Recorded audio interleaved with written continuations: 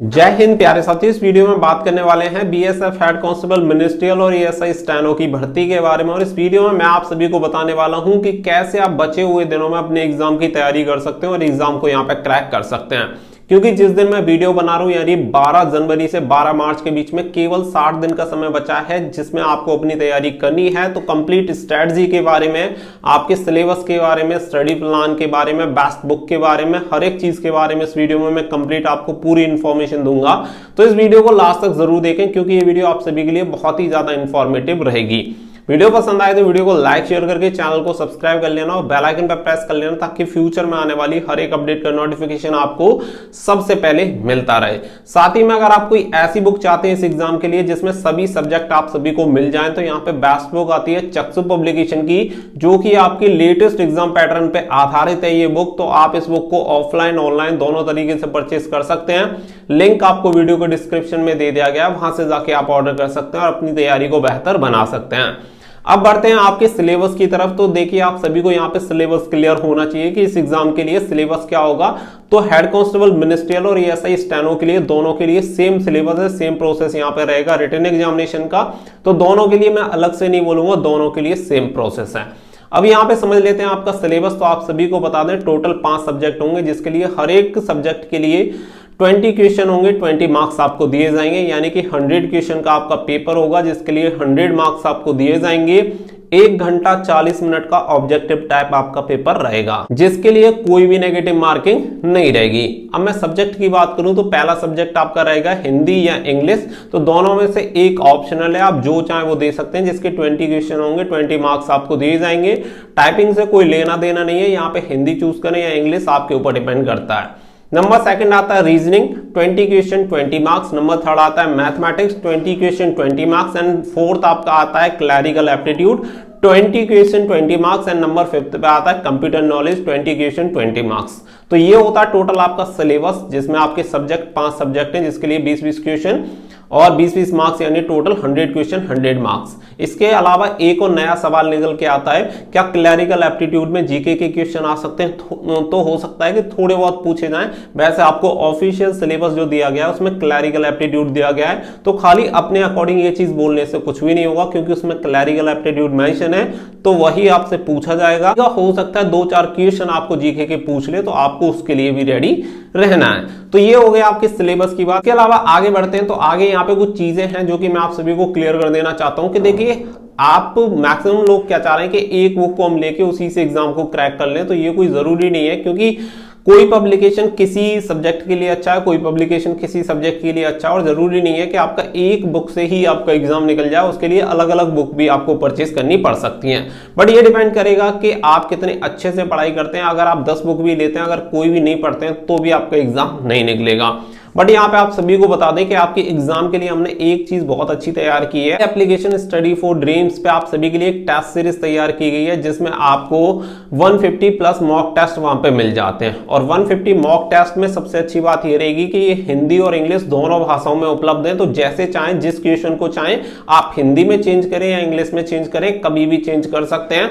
और यहाँ पे आप सभी को डिटेल सॉल्यूशन भी दिए गए हैं। और सबसे जरूरी हमने जो काम किया है वो किया है आपके सेक्शन वाइज, यानी कि आपको जो सेक्शन वीक लगता है आप उस सेक्शन पे काम करें। जैसे कि अगर आपको लगता है कि मुझे क्लैरिकल एप्टीट्यूड का समझ में नहीं आ रहा है तो आपको क्लैरिकल एप्टीट्यूड के ही कम से कम 20 वहां पे टेस्ट देने के लिए मिल जाएंगे, जिससे कि अगर आप 20 क्लैरिकल एप्टीट्यूड के टेस्ट लगा लोगे तो 20 में से 20 लेके आओगे एग्जाम में।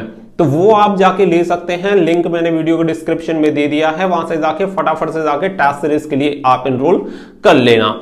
तो ये चीज क्लियर हो गई कि आप सभी को अगर कोई दिक्कत आती है सेक्शन वाइज या चैप्टर वाइज में तो आपकी तैयारी वहां से हो जाएगी। इसके अलावा आप देखिए बुक की तरफ बढ़ते हैं। तो बुक के लिए मैं आप सभी को बता दूं कि जैसे कि आप जीके के लिए लूसेंट पढ़ते हैं, अगर आप कहें कि मैं मैथ की बुक लूंगा और वो लूसेंट की लूंगा तो किसी काम की नहीं है। तो सबसे जरूरी है कि सही पब्लिकेशन की बुक सही सब्जेक्ट के लिए आपको चूज करनी पड़ेगी अगर आप अलग अलग लेना चाहते हैं तो। वैसे मैंने आप सभी को कंप्लीट स्टडी का प्लान आपको बता दिया कि आप वहां आपको सभी सब्जेक्ट भी मिल जाएंगे हमारे एप्लीकेशन पे और आपको कोई प्रॉब्लम भी नहीं होगी।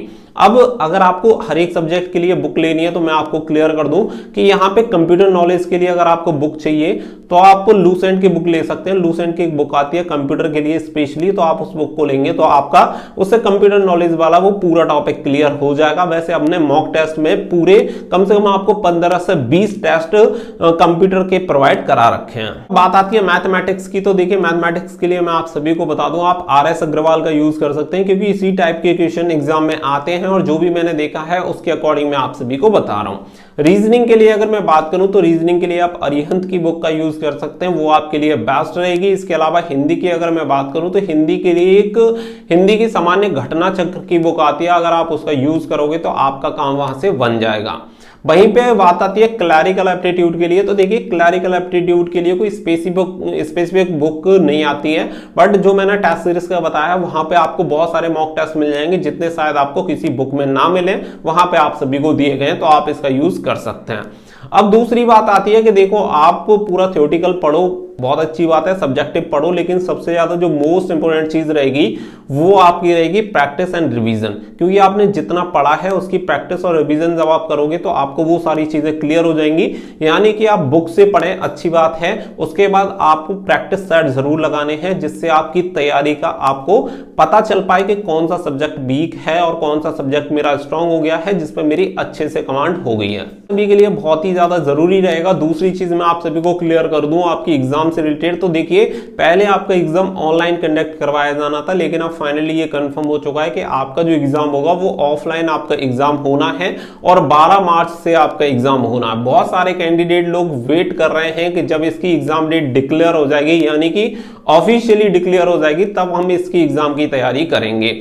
तो आप सभी को बता दें कि रिटन एग्जामिनेशन में जो कैंडिडेट टाइपिंग के लिए क्वालिफाई होंगे वो हेड कांस्टेबल मिनिस्ट्रियल के लिए 10 गुना कैंडिडेट क्वालिफाई होंगे और बाकी का ASI स्टेनो के लिए 30 गुना कैंडिडेट पास होंगे, यानी कि जितनी वैकेंसी है उसके 10 गुना कैंडिडेट। तो अब आप इससे खुद समझ सकते हैं कि कितना कंपटीशन रहेगा और आपको कितने अच्छे नंबर लेके आने पड़ेंगे जिससे कि आप टाइपिंग के लिए क्वालिफाई हो पाओ। तो आपको इस चीज का इंतजार नहीं करना कि जब आपकी डेट आएगी, जब हम तैयारी करेंगे, बहुत लोग एडमिट कार्ड का वेट करेंगे कि जब एडमिट कार्ड आएंगे जब हम तैयारी करेंगे। हाँ, अगर आपका फिजिकल क्वालिफाई नहीं हुआ है तो आप वेट कर सकते हैं कि जब मेरा फिजिकल क्वालिफाई हो जाए उसके बाद मैं अपनी तैयारी शुरू करूंगा, वो थोड़ा समझ सकते हैं, लेकिन इतना भी नहीं कि बिल्कुल ही ना करें, थोड़ी बहुत तैयारी करते रहें और अपने ऊपर भरोसा रखें कि फिजिकल क्वालिफाई हो जाएगा। में आप सभी को पता है कि कोई दौड़ वगैरह तो आपकी होनी नहीं है, केवल आपका PST है, नापतोल होनी है। अगर आपने उस पर अच्छे से काम किया, यानी कि अगर वास्तव में अगर आपकी हाइट 165 सेंटीमीटर है तो डेफिनेटली आप क्वालिफाई हो जाओगे। चेस्ट भी आपकी 77 से 82 सेंटीमीटर मांगी गई है, उसमें भी आप पास हो ही जाओगे। बाकी अपने अगर डॉक्यूमेंट्स कंप्लीट हैं तो आपको कोई भी प्रॉब्लम नहीं आने वाली है। तो सारी चीजें ऑलमोस्ट मैंने आपको क्लियर कर दी है कि लगभग हर डे की अगर मैं बात करूं तो लगभग 3 से 4 घंटे आपको स्टडी करना है, साथ में लगभग आपको 2 घंटे पर डे अपनी टाइपिंग पे भी फोकस करना है, क्योंकि आपके लिए दोनों फीस कंपलसरी रहेंगे। केवल रिटन एग्जामिनेशन आपको सिलेबस नहीं दिलवा सकता, हमें अगर फाइनल सिलेक्शन चाहिए तो हमें हर एक स्टेज का सोच के उसकी तैयारी करनी पड़ेगी। तो इस तरीके से आप बुक परचेज कर सकते हैं जो भी पब्लिकेशन की मैंने आपको बताई है, और स्पेसिफिक एक बुक लेनी है तो उसका भी मैंने आप सभी को बता दिया। Test series one of the best option आपके पास हो सकता है, अगर आप परचेज करना चाहें तो ले सकते हैं, लिंक वीडियो के डिस्क्रिप्शन में दे दिया गया है। बाकी की डिटेल के लिए आप हमें टेलीग्राम पे जरूर ज्वाइन कर लेना, लिंक आपको वीडियो के डिस्क्रिप्शन में दिया गया, क्योंकि बहुत सारी अपडेट मैं वहां पे आप सभी को प्रोवाइड कराता रहता हूं।